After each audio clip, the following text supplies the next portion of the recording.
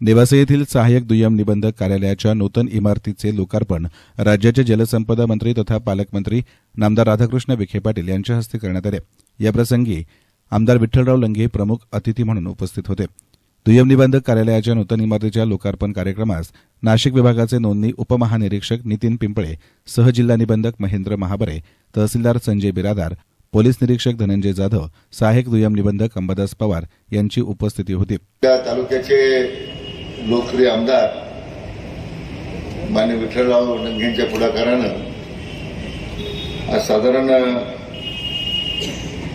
7,42,00,000 कामाचा शुभारंभ झाला। त्यापर लोकार्पणही झाला। विशेष करून बऱ्याच वर्षाची आपली या ठिकाणी अग्निशामक वाहनाची मागणी होती।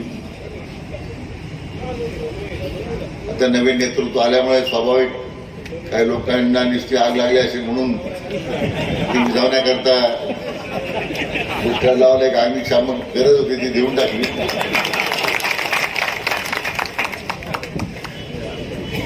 नवीन पोलीस स्टेशनची इमारत आता आपण 15 कोटी रुपयाची त्या ठिकाणी उभी राहते। मध्यंतरी 4 कोटी रुपये आपण जिल्हा नियोजन मंडळातून त्यांना दिले, 10 कोटी रुपये। आणि या सगळ्या पाठीमागची त्यांची जी प्रचंड धडपड आहे,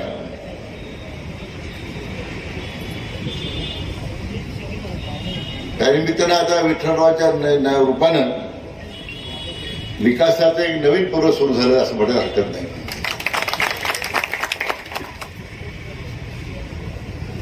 ही भूमी जी आहे ही संत ज्ञानेश्वरांच्या पदस्पर्शानं पुनीत झालेली भूमी आहे। मोहनीराजांच्या वास्तव्यानं पुनीत झालेली भूमी आहे। प्रवरामाईच्या काठावर बसणारं हे अतिशय आध्यात्मिक शहर आहे। आणि या तालुक्याला एक अशा प्रकारची एक उज्ज्वल अशी परंपरा लाभलेली आहे। शनिदेवाचं तीर्थक्षेत्र आपल्या तालुक्यात आहे, त्याचा खूप किती असतो मला माहित आहे।